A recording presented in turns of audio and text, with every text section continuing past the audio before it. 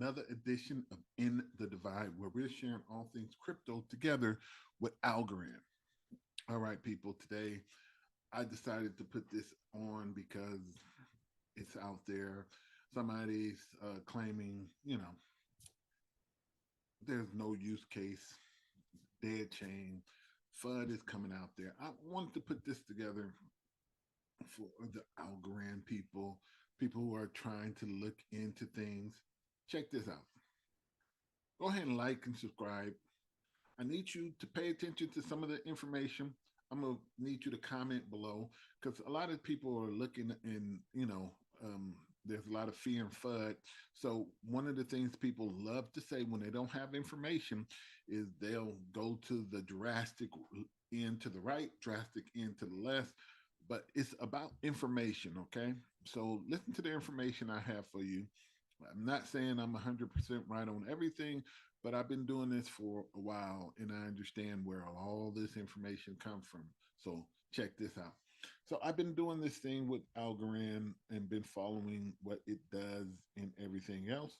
Let me share my screen with you.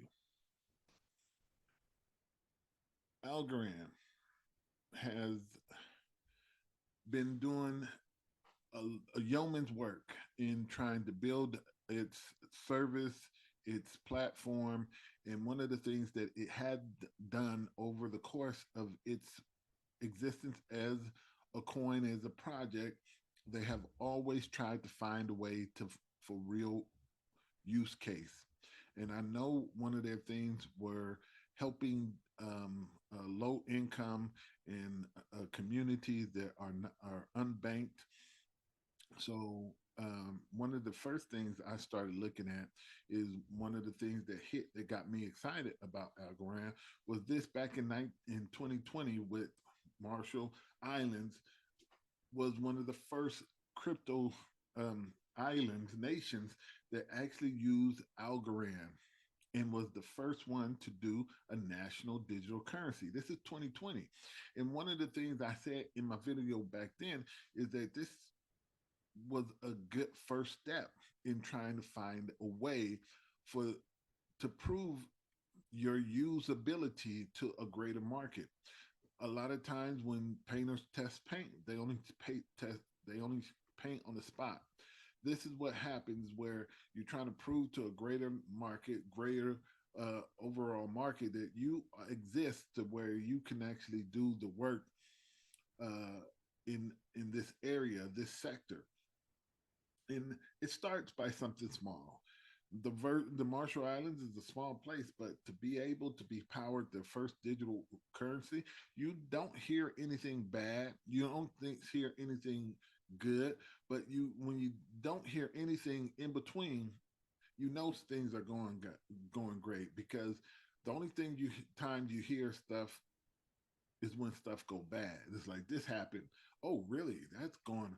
But Algorand has been consistently being in position to be on these projects.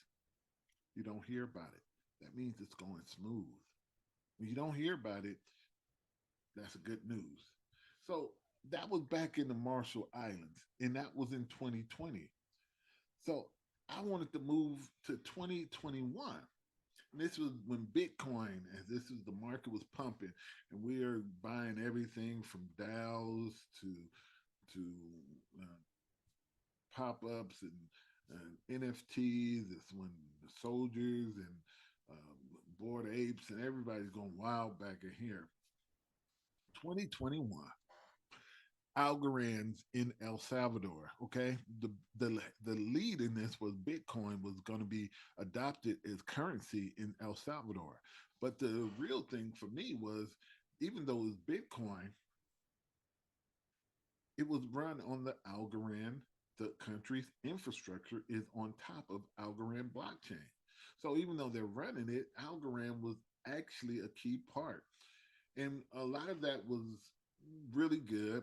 Some of it was bad. I heard the Shiva wallet had a lot of bugs. It's a really bug. So it was a mixed result of being able to put people in on board, transition them, and then try to find a way to get past this quirky, buggy wallet that was introduced. So it it had some buzz, but it had some FUD. But the FUD that you heard was almost always about the wallet and about the government trying to force use of something.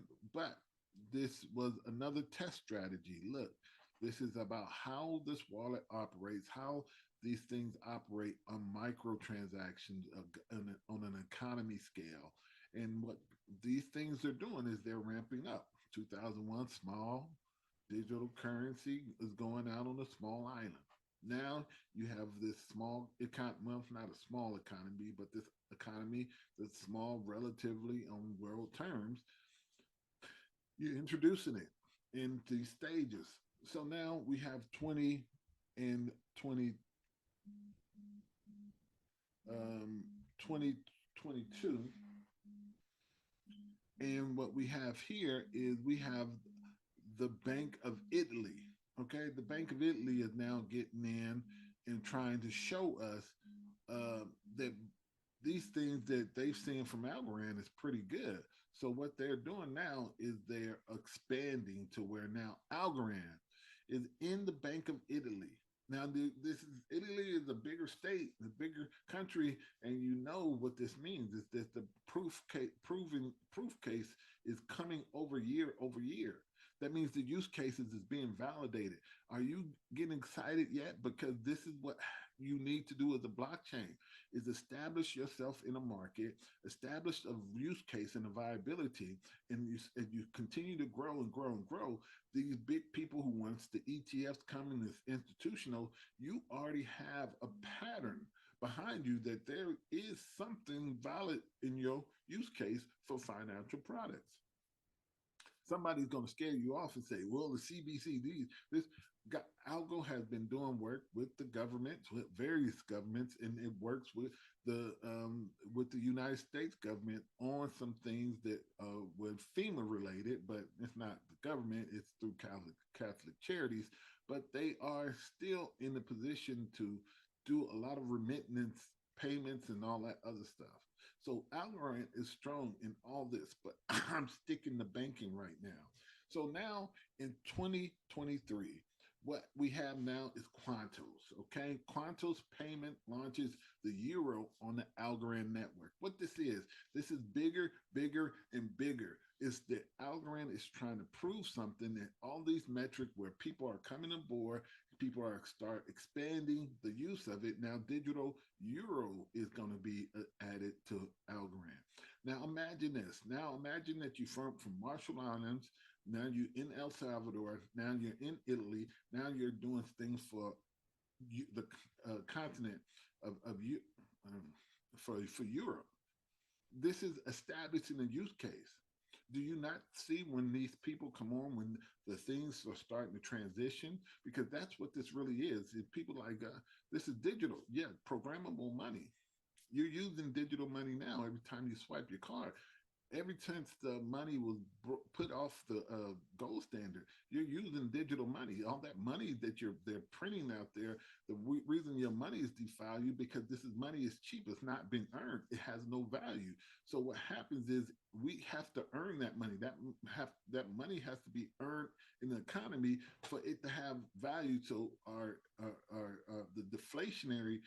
the inflationary part of it goes down because now you have earning of the money, the validation of the money, and now you actually have now where the money actual equals what it actually exists as instead of money being pumped in on a phantom basis because people need more liquidity or the government want more liquidity so there is no recession or people are more incentivized to spend money. This is what this all is. This is just the government's a lot of time is pushing people to spend money because they want to keep the government or the economy moving. If you're on the blockchain, if you're decentralized, all that stuff will not be viable if you're decentralized.